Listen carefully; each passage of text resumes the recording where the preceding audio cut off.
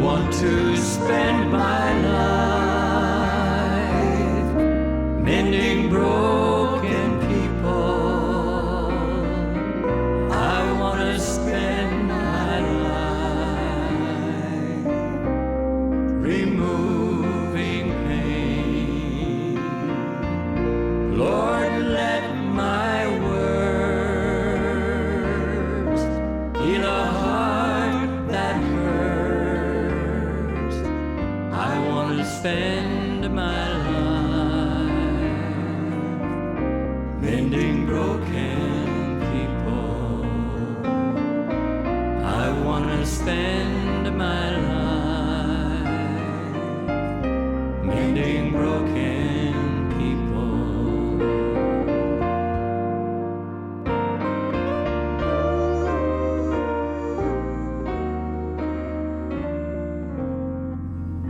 Hello friends, I'm Jill Morricone and I just want to welcome you to another 3ABN Today program. I love these programs because we get to showcase and share with you what God is doing in individuals' lives and ministries around the world. There's a verse that comes to mind when I think of the ministry for today's program, and it's Jesus announcing his messianic mission, you could say, in Nazareth. This is in Luke chapter 4, when he stood up to read from the scroll of Isaiah. There in Luke chapter 4, and he says, "The Spirit of the Lord is upon me. He anointed me to preach the gospel to the poor, sent me to heal the brokenhearted, to proclaim liberty to the captives, recovery of sight to the blind, to set at liberty those who are oppressed." Today's program is specifically ministry to the most vulnerable in our societies. I'm speaking of Child Impact International. We have long been friends with Child Impact. We so appreciate and value their ministry to the orphans and the widows and the fatherless, to the deaf and the blind and the trafficked and those who need the gospel most. So it is my great privilege to introduce the CEO, Dr. Tom Evans of Child Impact International. We're just so glad to have you. Thank you for the opportunity, and we look forward to sharing. Amen. And around the table here is Jason Churchwell, who is the, let me get your title right, Field Director for Child Impact International. And we're just so glad you're here today as well. Thank you, Jill. Glad to be here. So tell me about Dr. Tom, Child Impact. Maybe someone's just watching for the first time. We have updates. They just got back from India, and we're going to hear incredible updates and stories and videos of what the Lord is doing there. But maybe someone's not familiar with Child Impact. Sure. So tell me what it's about. So we've been around a while. A few Impact used to be called Asian Aid. But when we began to have a more global ministry and looking at other countries and other parts of the world, we didn't want to stay confined to that description of Asia and other countries as well. So our name changed to Child Impact International. But there's two primary things that we're doing. One is empowering through education. So we have a sponsorship program with thousands of children that are sponsored, and many of the ABN are sponsors, and we're excited, and some even have a lot of children. We even have people that have 20 children that they're sponsoring. So it's just amazing. If you've ever wanted a big family, that's one way that you can help. The second area that we're involved in, and we're really emerging with a lot of growth in this area, is eradicating exploitation. So that's just a simple way to say that we fight human trafficking. And so very little of this has been done within the Seventh-day Adventist community, and so we really have taken a lead, and we have about 14 projects now where we're directly fighting human trafficking, and the fund that we do that through, we fund that through, is called Operation Child Rescue. Operation Child Rescue. So tell me, sometimes we live sheltered lives, and we don't always even hear about the trafficking that's in the world. This is a serious problem globally. Massive. Yeah, it's a $150 billion business. One of the statistics that really struck me to the core is that once an individual is trafficked, only 1% ever get out. And also the average life expectancy is 7 years. So it's just tragic for those, and the number of people that are in human trafficking is equivalent to the population of California. So it's really an underground crime that we need to bring to the light of day. And so we're super excited about some of our projects that are directly addressing this blight on society. Wow, only 1%. Never get out, yeah. Wow. And so what are the age when the child is trafficked? Do we have an average age or do we not? I don't know an average age, but we're seeing it happen younger and younger, the kids that we're seeing in our projects come through. But as Tom said, over 40 million people in modern day slavery. And so that could be someone who's for labor trafficking, who's having to work, they're not being paid, their wages are being withheld. It could be someone who's sex trafficked, which is often what most of us hear about in the news today. Or it could be a child who's been married off at an age before they've fully reached, usually against their will. And so those are the three of human trafficking that we're specifically targeting. So we have a project in the 1040 window right now. We can't even say what country it's in, but we have a 6-year-old girl that was being sold by her family. So that's kind of on the young side, but it goes up through early teens. I want to just stop just for a moment and make a disclaimer. Some of the topics that we'll be discussing today, as you've just heard, are sensitive topics. So if you have young children in the home, this might be a time to engage them in something else. We'll try to be careful and delicate in the way that everything's addressed. But some of these topics are heavy topics, but they're real topics and they need to be addressed. So just want to put that in there for you at home. So you said 14 projects with Operation Child Rescue, and then you have schools as well where you empower and equip young people. So what are some of the countries you're involved in? Sure. Well, we're going to be sharing about India today. That's where Child Impact started. Our biggest sponsorship programs are in India and Bangladesh, but we're growing very rapidly through Africa. We've added a number of new projects. And so even with the 14 projects with Operation Child Rescue, we want that to grow, but that can only grow as the financial resources are available, because we don't usually just support something one time. There's an ongoing commitment to help with projects. So yeah, we have many countries in Africa. We're in Tanzania, Kenya, Zambia, Egypt. We could keep going, but God has really been opening some new doors for us and new partnerships that we're very excited about. Amen. Well, just before we jump into India, tell me just about who you are, because some people might not be familiar. So Jason, let's start with you. Tell us about your family and what led you to work at Child Impact. Sure, thank you, Jill. So I used to be in humanitarian work with another organization, and I have 2 young girls. They're ages 3 and 5, Everly and Eliza, and just the travel was causing some strain on my family. And so I took a break from that for a little while, but wanted my girls to grow up with kind of a mission mindset. And so I reached out. I'd heard about some projects in human trafficking that Child Impact was doing. There was a project in India that we've been involved with for a long time. And I just reached out to Tom. I think he sent me my year-end tax receipt because we sponsored a child through Child Impact for 5 years. And I said, hey, do you have any volunteer opportunities? I'd like my family to get involved. I found out they were just a few minutes away from my house in Tennessee. And Tom called me, I think the next day, and said, hey, how secure are you in your job? I said, I'm very secure. Why are you asking? That's not why I was emailing you.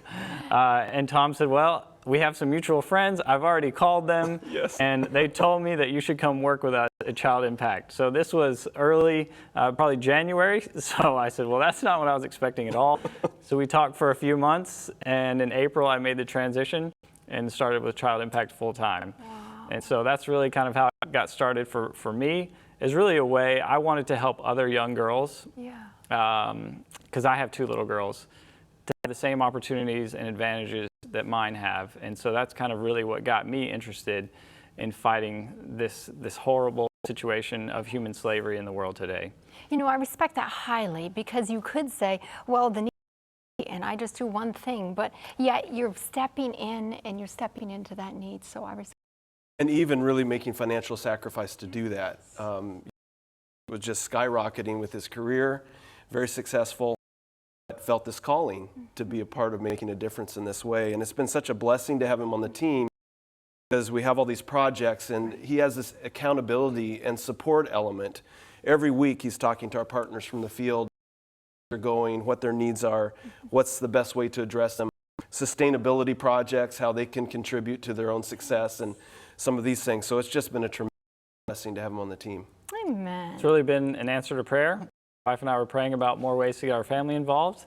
and I have this passion, to help with human trafficking. And so the Lord opened so many doors to make this possible. And so it's really a privilege to be here at Child Impact. That's powerful. What about you, Dr. Tom? What was your journey coming in? Yes, I have been in church employment since I graduated from university and have served as youth pastor, youth director, conference president, professor at seminary at Andrews.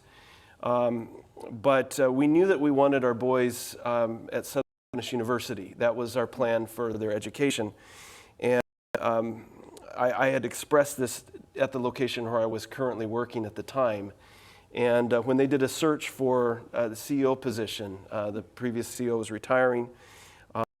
The conference president spoke with me and said, "Tom, I hate to share this with you, but I know you want to be in the southern area. Maybe this is something you want to consider." And first, no, that's I can't step out of the security You want to of stay in the church work. Yeah, that's where I've been my whole career, and it's been such a blessing. The church has been so good to me. But in any case, the more that I looked at it, the more I realized there was an alignment between the values that my wife and I have and our family has. And in fact, we are just at the tail end of adopting 2 boys from an orphanage. So they're from a different country than where Child Impact serves. They're from Eastern Europe, from Latvia, and just amazing boys. And in fact, January I traveled over to finish the adoption of the oldest boy. The youngest one is battling leukemia right now, so please keep him in prayers. But he has a family that's there for him during that tough journey, and he's just had his bone marrow transplant, and it's going to get tougher before it gets easier, but we're praying that will be a successful. But I have 7 children, so we added 2 more recently. So now you're going to have 9. No, 7 including them. Okay. Yeah. Okay. But we're not done yet. We're planning. We want to adopt more, and certainly we're sponsoring children through Child Impact as well. And we feel like when you change the life of a child, you change the whole future of their life, their whole direction, and everybody they come in contact with. And so I can hardly think of a better investment than making a difference for a child and providing a brighter future filled with hope for them. Amen. So talk to us about India. You both just recently returned from India, specifically with blind schools and deaf schools. So I don't know where we want to start, but talk to us about India. Yeah, maybe we start with where we stopped first. Jason, you Sure. want to share a little bit about a slum? Ooh. I think we've got some photos of the slum. Sure. So Child Impact operates a preschool for about 30 kids in this slum area in a town called Vizag. That's the abbreviated name. Yeah, that's the abbreviated name. This little girl. And this is a little girl. As we were walking down the street, she was there in front of us, and everyone was very friendly. They all wanted to come meet us, shake our hands. Is this someone's home? And as you're walking down the street, yes, this is what the homes look like. As you can kind of peer in through the corridors, they would look something like this. And there is a 4-story building, and on the bottom floor is this. It's an Operation Child Rescue project of Child Impact with all these beautiful kids who come from the surrounding areas. Their parents drop them off there. Very dedicated staff who are teaching these young people about Jesus. They're teaching them things like their letters, how to read, how to write, some numbers. They've got lots of toys and games. They take them up to the rooftop, and there's a play area there. And so it's just a wonderful kind of little haven in the midst of this slum area. Who's this girl here? Yeah, so we had a few surprises in this visit. Basically where this slum school is located is on an alley. I mean, there's no cars driving through there. There's people out cooking. They're just sitting out, in front of their homes. But as we walked past one home, this particular young lady stepped out, and we discovered that she had been sponsored through Child Impact, and is still living there with her parents in this slum area. But she's become a nurse. And it was just so interesting to see the full journey there from being sponsored as a child all the way through now becoming a nurse. So that was super exciting. But we do have a special project. This area, as you stand up on the roof of this 4-story building, you can look out and you say, that's a brothel, that's a brothel. That place, the wife will lock her husband and child out while she does her business. Very sad to see this, and it's all from that rooftop. You can see all of this. And they know what's happening there. The children do. The children, everybody. It's a brothel zone, and yet you see glimpses of transformation beginning to happen. We see a lady that's operating a shop selling just sundry goods, who previously had been in the sex industry, and now she's doing something different. And I think, Jason, you have another picture here that has a bit of a story behind it. And so during the early years of the Slum Preschool, the second floor was transformed into a tailoring class, a sewing class. And so the moms of the kids, when they would drop their kids off, they would come back and they would receive some vocational training in how they could go into a different line of work, into tailoring and sewing. Yeah. And so a lot of these moms now have left. They got a sewing machine when they left the class, and they've set up their provide the sewing own machine? business. Yes. Okay. They set up their own business on the same street. So now, instead of working in the brothels, now they're operating a business that they can be proud of, that they can provide for their families. And so the picture is of a family of a lady who was trained in that same program who's now has her own home tailoring business. And this wasn't the only one. No, there was multiple along that same street. And so during COVID, that program got shut down as India was in lockdowns. Right. And so our dream as we went is to reopen that program back up to the community and start training more and more moms to have that part of their work be, dignified and where they can feel good about the work that they're doing each day. So this is actually two projects then. You have the school for the young people and Yep. then training the moms. Exactly. Wow. The school for the young people, is that, do they board there? Do they stay there? Or no, this No, is this just is day? They It's come a in day during the school, day? and there within distance from there that is accessible. There is a school that they can continue their education. So this is where sponsorship comes in, and we have children that are sponsored at that day school. So there is an option for them beyond the preschool. So when the kids graduate from that preschool, there's a Seventh-day Adventist day school that we will then pick them up. So it kind of transitions from an Operation Child Rescue Project where it's an intervention in the kids' lives where their moms can drop them off in a safe place. Yes. Instead of being at home alone in this slum community all day long, they can be learning, they can be safe, and then they transition to a Seventh-day Adventist school where we'll find a sponsor here to cover their educational expenses, where then they can learn about Jesus, and we hope that they can kind of break that cycle of poverty for their family. That's powerful. I mean, this slum school's right by a train tracks, and I grew up by train tracks, and there's this phrase, growing up on the wrong side of the tracks. Of course. That is so real for these kids. This is You're the- standing on the top of the roof, you see the train track, you see where they're at. They're on the wrong side of the tracks, but they're now given an opportunity to, take hold of that future and do something different with it. What does that do for you when you meet, like the girl who's a nurse now, or the mother who's now has her sewing machine and getting set up? What does that do for you? I mean, for me, it's thrilling. I mean, that's why we do what we do, to see one person's life change and the trajectory of their life and their family's life and what we hope will be that whole community's lives going in a totally different path. That's what gets me out of bed in the morning. That's why I come to work and what I get excited about. Yeah, and I think for me, it's just simply recognizing that it works. It actually works. Yes. I mean, we can theoretically say, you can sponsor a child and you hope that things will go well. But then when you can see the other end of that and see that they've really grasped the opportunity they've been given and they've made the most of it, it's just so rewarding to know that it works. Yes, these are success stories, and we will give the contact information for you at the end of this program for Child Impact so that you can become involved. You can be a sponsor. You can help these children have a different future. So let's talk about Sunrise and the Sure. Sunrise graduates. Sunrise is a major project for Child Impact. It's one that we fully support along with the blind school and the deaf school. And many of the children that are at Sunrise have been orphaned.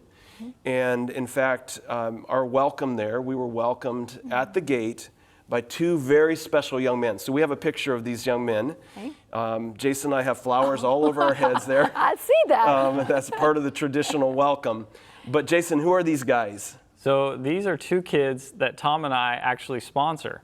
And so I've been sponsoring this young man for the last 5 years, and you see I'm holding a little elephant in the picture. I had told them when I went to India I'd like to ride an elephant. Well, somebody had told him, and they bought us little stuffed elephants. We didn't get to ride a real elephant, but this was still a highlight for me. So he met us there, and then the boy that Tom is sponsoring met us at the gate. We were able to shake their hands and see them in person. Yeah. And I've been telling people, for me, it was like a little slice of heaven. where you get to see someone who you've had a small impact on throughout their life, but you get to meet them for the first time in person, where before you get to write letters back and forth, you get to see updated pictures, but to see him in person for me is what I imagine heaven will be like. Man, Except that we heard he's a little bit of a troublemaker. But he was a sweet kid, and I enjoyed getting to know him, and he was so nice and In a kind good way. to I think us. he's a prankster, in a good way, probably, yeah. Yeah. what's his story that you can share? Sure. So he comes from actually a very tragic background. His mom left his father and was with another man, and they came back and they killed his dad in front of the little boy and his sister. And so they think maybe some of that trauma is the reasons that he's a little mischievous at times, but understandably so because of the trauma that he's experienced. So unfortunately, his mom is in prison now for life. You know, his dad is no longer in the picture, and so he's been taken in by the staff here at Sunrise, and they're looking after him like their own child. And so to hear that really just made me even more excited about the opportunity I have to be a small part of his life through sponsorship. So it was really a powerful moment for me and a highlight that I will not forget. This is every life touched. Yeah. And every child has a story. I mean, the boy that we're sponsoring as a family, he's from a hill tribe, and his father passed away, his mother remarried, but the new man didn't want the boy. And so she went with him instead, and the boy was abandoned and was literally in food insecurity situation, could have starved had not, the intervention come from Sunrise to provide him this opportunity. So, we could repeat those stories over and over again, and it's really our sponsors that help give these children a different path in life. Yeah. Absolutely. Man, that's powerful. We have some more pictures, I think, for I Sunrise. think one thing we wanted to share about Sunrise Yes. is that it was so unusual because we were there for a weekend. We noticed right away that there were a lot of older students that were not obviously part of that organization at that time. In fact, we got out and played some volleyball with them, and Jason was, showing off a little bit, and I was embarrassing myself. But We had anyway, no, they were very impressed with Jason's skills. But these kids were all former graduates from Sunrise, okay. and they were coming back just to greet us and to, kind of reconnect. And what we learned is that whenever they hit a tough point in their life, this is their security, this is their home base. It's their safe place. This is where they come back. And what was impressive is every one of them have professional careers that they're pursuing right now. Really? In fact, I think we have a picture of a young lady that was sponsored by Shauna Jean Boonstra. I don't know if you know Shauna and Jean. Oh, we do. But this is Absolutely. Sheila, and if we had more of a side shot, you could see her hair goes all the way down to her Knees? her knees. Yes, I mean it's like the longest hair I've ever seen. But this young lady is in the medical field right now and has a couple of districts that she's in charge of. She's leading out in, so you could just see her confidence, her enthusiasm. And then we had another young man that came back that maybe Jason wants to speak about what he's doing. So his name was Anthony, and the Indian food that we had was amazing when we travel, but we're always kind of careful, when we're traveling in another country. How was it cooked? How was it prepared? You don't want to get sick. Yeah, we don't want to get sick. Right. And this young man, his name was Anthony, he also graduated from Sunrise, and he went to a special course, kind of like a college level course in hotel management, and was working in one of the nice upscale hotels in the city. He came all the way back to Sunrise to cook specifically for our team the whole weekend we were at Sunrise. And he was the nicest kid. And just really went above and beyond to make sure that we had good, healthy, nutritious food while we were there. Never got sick the whole time. And it was just a real honor, I feel like, for the love that they showed to us while we were there. That's so precious. Do you have a picture of him or no picture of him? I don't think so. No picture of him. We just have the evidence that we survived. And you didn't get sick. No, we didn't. So Sunrise, do the students board there as well? They do. They do, okay. Yeah. So I think probably the next stop we could talk about is with the blind school. Good. And we have a video we'd love to share about our experience there. Let's go to the video first and then we'll talk about it.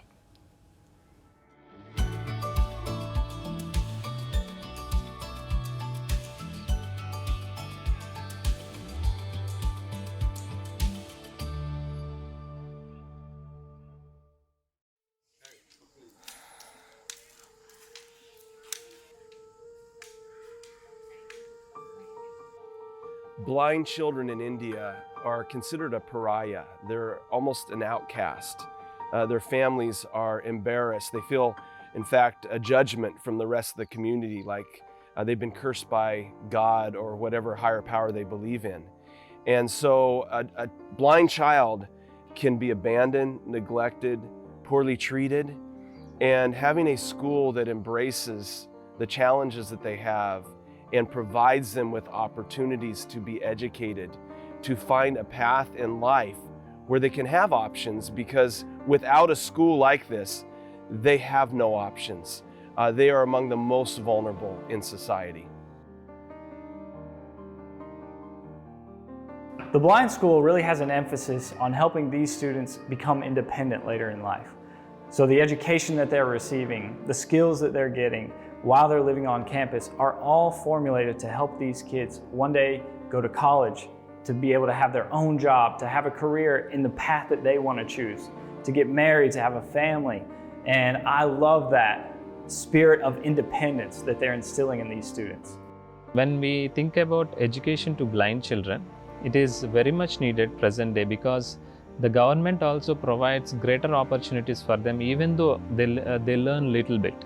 If they could learn little bit from the school, or they could achieve or complete their education, formal education also, government is ready to provide them good opportunities so that they can get nice jobs and they can have a beautiful life.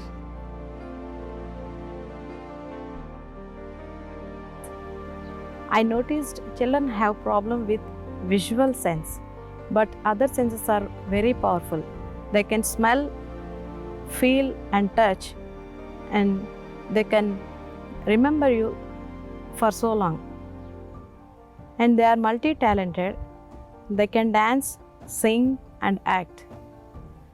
I noticed these are very kind to others and they help each other, and serving these innocent blind children always a pleasure to me.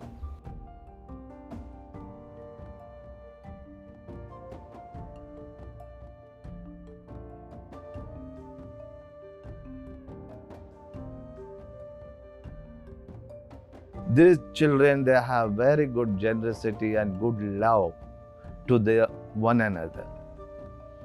And suppose if a totally blind child is there and partially blind child, the partially blind child immediately cares for this totally blind child, feeding the child, helping the child to dress up.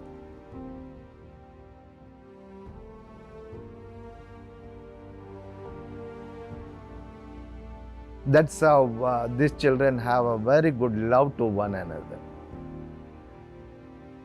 And observing them, even we the sighted also has to come forward to serve them excellently.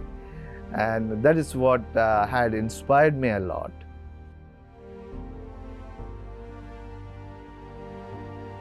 I completed my Bachelor of Theology through the help of the sponsor. And after completing my studies, and I came here as a teacher, and I am helping many children to read Bibles or books, textbooks, by teaching them Braille. This is a inspiration to the children who are studying here. They want to come up in their life. I can give a message. I am the one who studied here and completed all my studies. The place where I studied, I worked as a teacher. Helping to the children is also fortunate. I feel that it is a privilege.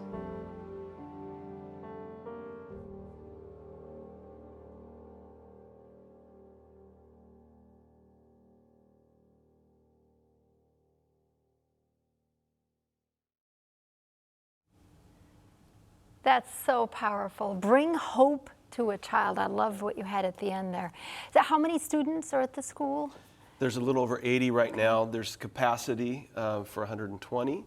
And so there will be some intentional recruitment, even going to eye doctors and, letting them be aware that this school is available for students. Not all of the students are 100% blind though, because you can see some of them have a portion of sight. So how does that work? What are the criterion for getting in? Yeah, that's a great question. So to be admitted, you have to have lost at least 40% of your sight. And so some of the kids are totally blind. They can't see anything. Some can see out of one eye, and then others just partially blind. And so there's a mix. But as you could kind of see in the video, a beautiful thing that the school does is they'll partner a child who's partially blind with one who's completely blind. We have a photo of that actually. Yeah, so let's see, and here he is. And so the boy with the glasses on is partially blind, and he's leading his friend around. So this is the child that the school has partnered with him, and he's describing everything that he's seeing. And so our cameraman, when he was capturing this, heard him say, "This is what the trees are like around us. These are the flowers that I see. These are the colors that I'm seeing." And so he's describing everything along the walk to this other young man. It was a really touching experience for us being there. Yep. That's so precious. And to see the unselfishness of children, even with a handicap themselves, helping others who Yes. don't have as much as they do. That's precious. Absolutely. And I think probably if we were to have to look at all of the senses that we have as human beings, I think eyesight is the one that we'd probably hang on to the most. And so the interesting thing for these children, as it was shared in the video, is their other senses become heightened. Yes. So what we were told is that they can recognize you based on smell, based on sound, and they'll know who it is. Somebody that they've met just briefly, they can recognize them next time they come. Oh, and they can call them by name. And so it's interesting to see how those other senses become heightened with the loss of the one sense. So what are you training the children for? What are the professions that they can do there in India? What do you train them for?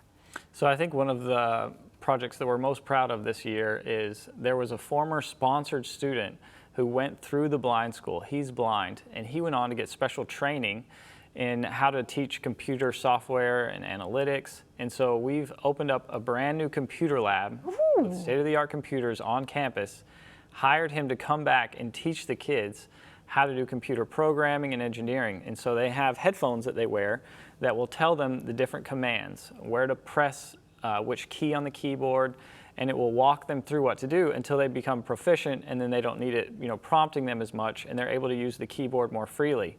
And so we had the opportunity to kind of walk around the classroom, and the kids were so excited to be using this new technology because it opens a whole new world for them. And they were getting the answers right too. Oh, it was unbelievable. Yeah, they were taking a quiz I would have trouble with. But the kids were so excited when you asked them, what do you want to do when you finish? So many of them said, I want to work with computers, because it opens up so many opportunities for them once they graduate. That's exciting. It was really exciting. And donors help make that possible, the computer lab. Yeah. Praise So that's the the kind of tangible difference that can be made. Yeah. I love that. What I like about Child Impact is intentionality. You are intentional about helping young people, and each one specifically, and then you see tangible results. Yeah. Yeah, that's powerful. Shall we go to the deaf school now? Yes. Talk to us about that before we go to the video. Okay.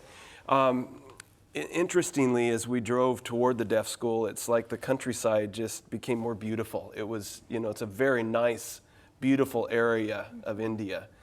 And what we discovered is this is the very first deaf school run by Seventh-day Adventists anywhere in the world. Really? So it's been around a while.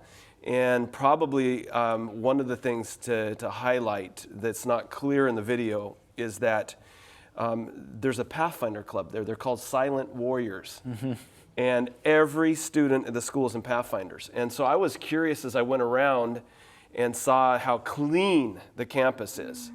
I asked them what difference Pathfinders had made for their students, and they said it added a structure to what they do. And so they run a rotation. Every 3 days, they rotate cleaning, so you only have to clean toilets every third day, not every day. If you're on toilet duty, it's going to come back around, but it's not tomorrow. And so they just have a system, a gardening system, where there's certain areas that they're responsible for gardening. And so you just see the intentionality of equipping these kids. They do field trips with them, and it was really tremendous to see the quality throughout that campus. The condition of the buildings, everything's kept up. It was really good to see. And what was really impressive about their Pathfinder Club, when we got there, they wanted to do a special demonstration for us. and there's a competition of the Pathfinder clubs there on how fast they can set up a tent. And this Pathfinder club had won this competition, I think, the last 3 years in a row. And 28 different clubs were competing. Yeah, and it was against all the other ones in India, and they wanted to show us how fast they could set up a tent. And it wasn't just a tarp. It had mats on the inside, it had lights on the inside, it had a Bible that they opened. Finishing touch was the open Bible. It was very nice, and so they were very proud of their club. They were proud to wear their uniforms. They were doing marching and drilling. And as a deaf school, it was interesting because they had a very large drum up on stage, and they would bang the drum anytime they started. It was so loud, Tom and I would jump every time they hit it, but they could feel the vibration a little bit. Right? In their body. Yeah, so they knew it was time to go on to the next part of the marching exercise. And so it was really interesting to be part of, but the kids just loved it. It really, you could see how much joy they had being part of the Pathfinder Club. Oh, that's exciting. I think something that was a challenge for me is that, you know, when you greet somebody, you shake their hand, say hello. It's very quick, you know. But if you skipped a greeting, it's like not saying hello to a child. So you had to do every single time. Every single child, you would say good morning, you know. And so we had to learn how to do that. And I'm like, my arms aren't used to doing that this much.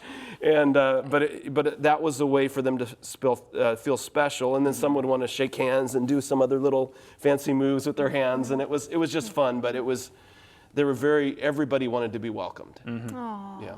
that's powerful. Let's go to that video right now.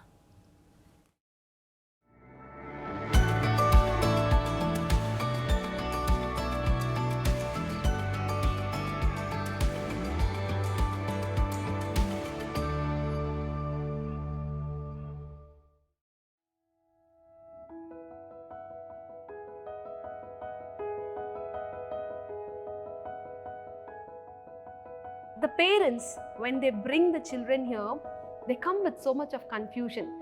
They say what my child can do, my child cannot hear, my child cannot speak, what they will do in this school, you're having a school and all those things. But now there are parents who see their children working, and it's actually the children who are working, who studied from our school, are the one who are supporting the parents. This school plays a major role in the lives of many deaf children. And then their experience, after they come here, they say that they are happy. They understand what is happening in the classroom. So this school here has given lives for many, many deaf children here. And honestly to say, this is the only deaf school in this district. The Adventist School for Speech and Hearing is the first Adventist deaf school world over. Right now there are around 3 or 4 deaf schools around the world, of which our school was the earliest one to start. Right now we have 76 children in the campus, and there are 56 children who have already gone out from the school and doing well, and they are independent. I personally dream that such deaf schools will be established in every union, every division, and it's a great blessing to take care of deaf children. I think this is one of the mission of Jesus. Jesus told that is to, when you care for the blind and the deaf and the orphan and the fatherless, you are actually doing my work. You know, it's one thing to have nice facilities and structures, clean rooms, and we see all that here. But what we see just that is everywhere evident is the level of spirituality present in the school. I mean, this really is what Adventist education should be all about. It should be changing lives for eternity. And as I spoke with the students, I just encouraged them to accept Jesus into their hearts, to have a relationship with Him. You know, Scripture tells us that eye has not seen, nor has ear heard the things that God has in store for us. That means in heaven, even those of us that have hearing will be hearing things that we've never heard before, new sounds. And for these children, that's just going to be amazing. And I really am encouraged by the spiritual atmosphere that is present here at this school, where these children are encouraged to know Jesus. On every child's bed, there's a small pocket-sized Bible next to their pillow. I have not seen that in any other school, but you could clearly see on everyone's neatly made bed was a little Bible. And I was talking to the principal, And there's only a couple Adventist kids here. There are over 70 students at the deaf school, but most come from Hindu backgrounds. There's a couple Muslim students, but the parents don't mind sending their kids here because they know that the quality of education is so high. In the villages, they have this feeling that these children may be born deaf because of their parents' sin. When we go for house visiting, they say, oh, it's because of our sin, our children are like this. But when the children are here, and then for holidays, when they go back home, you should see the neighbors, and they say, no, we thought this child, now she can write English. These children are communicating in English. We wish our children can come to your school and study. So our children are getting good education and good character. When they leave from here, they go with a lot of confidence to face the world. Our teachers open up their mind saying, you can achieve whatever you dream if you work towards it. You want to be a doctor, you can become.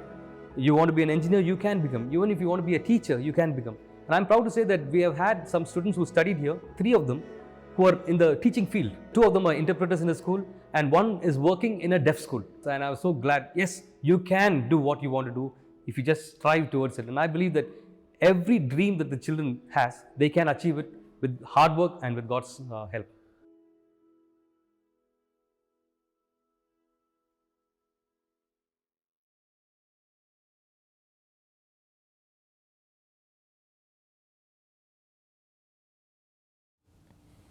Amen. Bringing hope and help, bringing Jesus, bringing a future to these children who would be outcasts, who would be the vulnerable of society there. Yep. Thank you for what you do with that. That's really powerful. Talk to us about the career goals. Yeah. I had never seen anything like this. I fell in love with the deaf school. I mean, it was like, this is a place I want to keep coming back to. And in the classroom, they had these photos, as you saw in the video, that the student, it's their photo, and it says right below the photo, I want to be a farmer, I want to be a driver, I want to be a computer specialist, or I want to be a doctor, whatever it is. And I had fun going around the room and, oh, what do you want to do? And, and we did that at some of these locations. And all the students have goals that they want to see accomplished. And I love that they put that right in front of the kids every single day when they're in the class. They have this vision of what their future can be. It was so powerful. And the kids were so joyful. They were so expressive. We kind of talked about the students at the blind school, their other senses being heightened. I found these kids to just be so expressive. They were so joyful and happy. And one experience that stood out to me, we were in a little assembly when we first got there, and they sang a song for us, and they had a dance choreographed with it. And you forget, these are deaf kids. They can't actually hear the music. Yeah. How do they learn the steps? Exactly. How do they do that? I'm looking around and I'm like, they're perfectly on time with the song. And I said, how do they learn? Because they had the bass turned up really loud. And I said, can they feel it? And they said, most of them can't. But they learn the steps, and so they learn how many steps in between each movement. And they have a teacher in the back who kind of shows them if they get off of rhythm, but they know they can't hear them because sometimes the power in the community will go out, and the community will go out, and they'll keep doing the motions like the song is still going. So they know they can't hear them at all, but they love to perform and they love to sing, and so they practice it so much.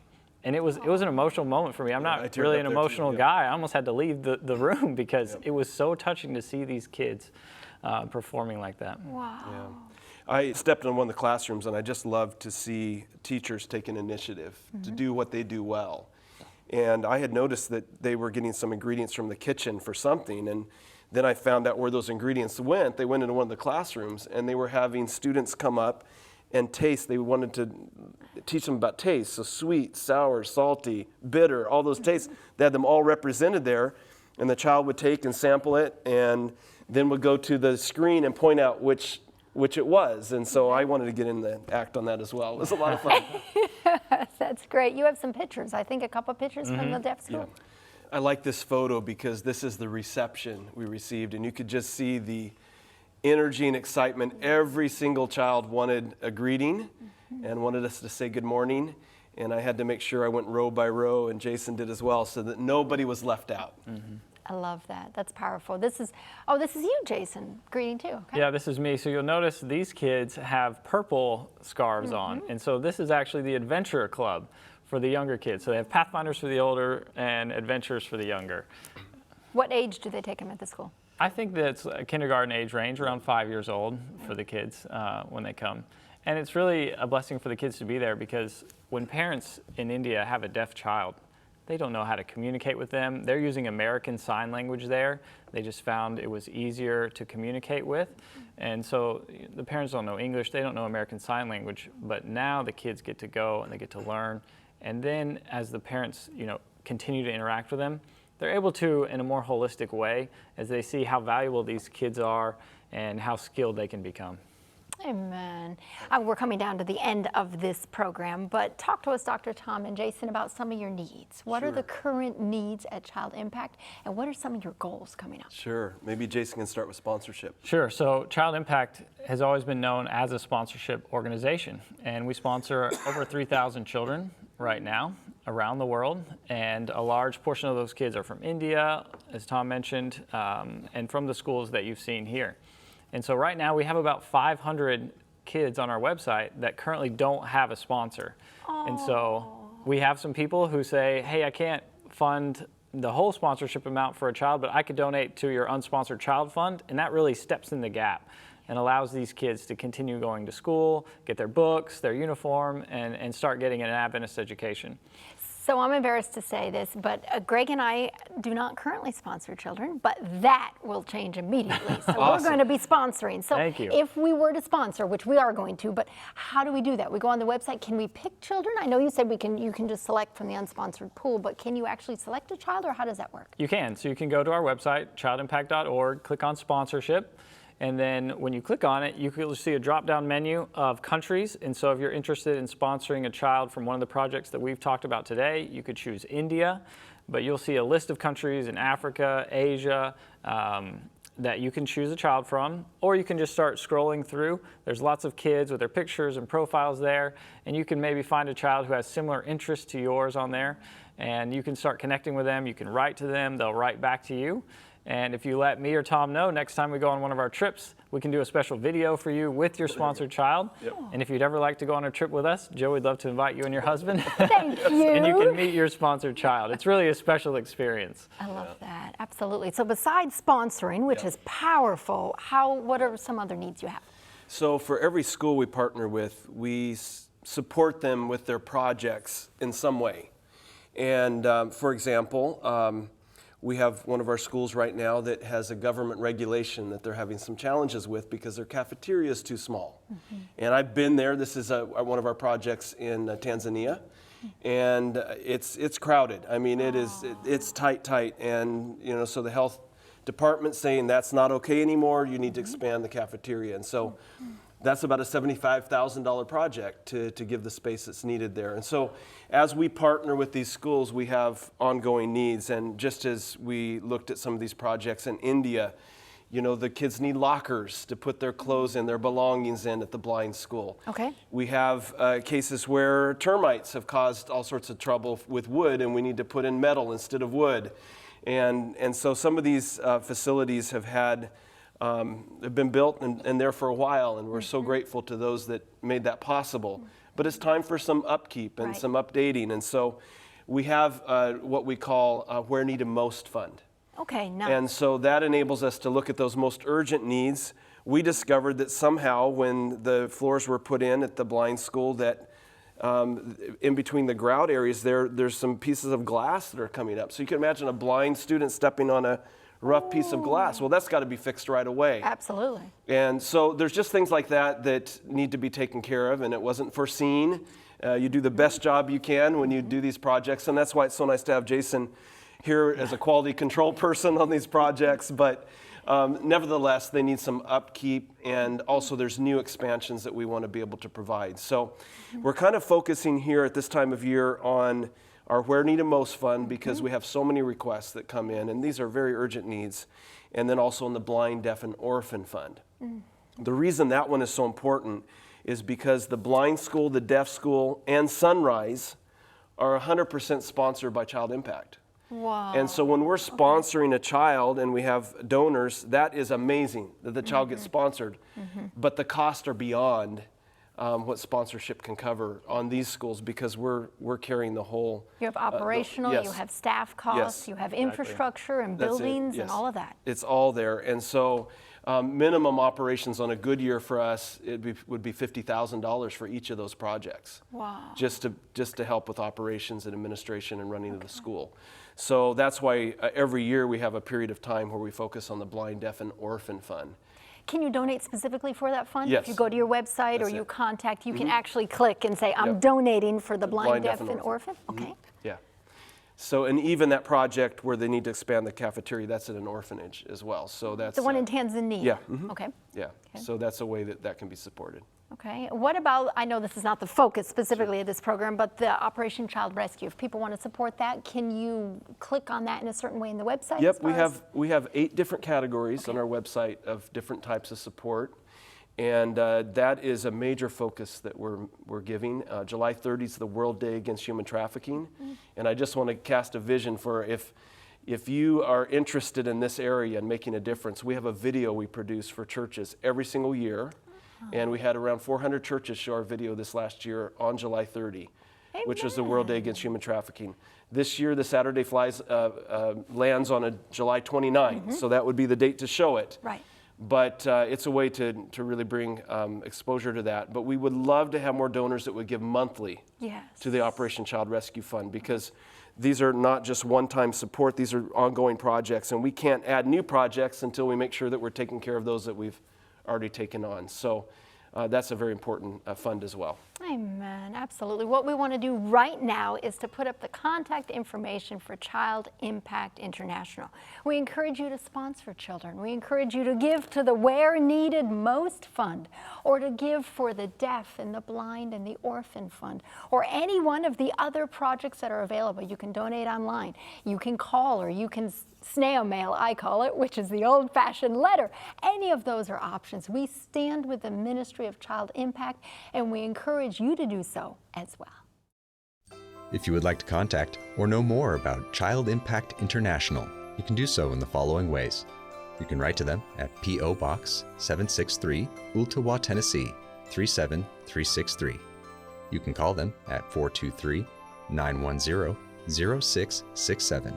That's 423-910-0667. You can visit their website at childimpact.org. That's childimpact.org. Or send them an email at help@childimpact.org. That's help@childimpact.org.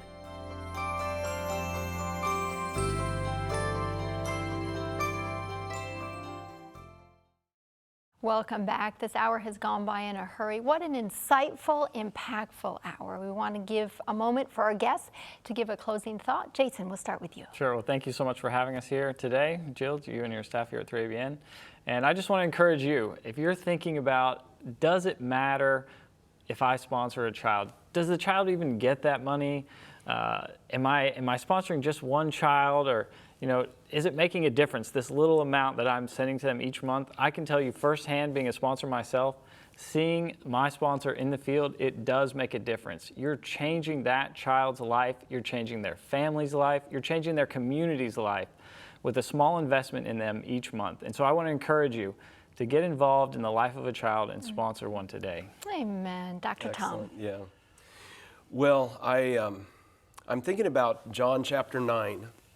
I read through my Bible every year, and as I came across that story, you know that Jesus healed a man who had been blind from birth and was an adult. And of course, the conclusion of everyone is that this man must have been cursed. Either he sinned or his parents sinned. And that is such a thought that is so wrong. And it's just debilitating. And yet, as we think about these children that have these special needs that we've just shared about today, they're being blessed, and they're being blessed because of sponsors, because of people who donate to see these projects go forward.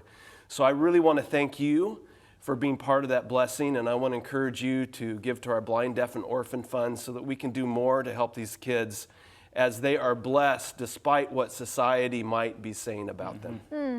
Thank you so much, Dr. Tom and Jason, for being here, for sharing your passion for the vulnerable and the most vulnerable with our family at home. And we thank you for standing with the ministry of 3ABN and the ministry of Child Impact and ministries like that.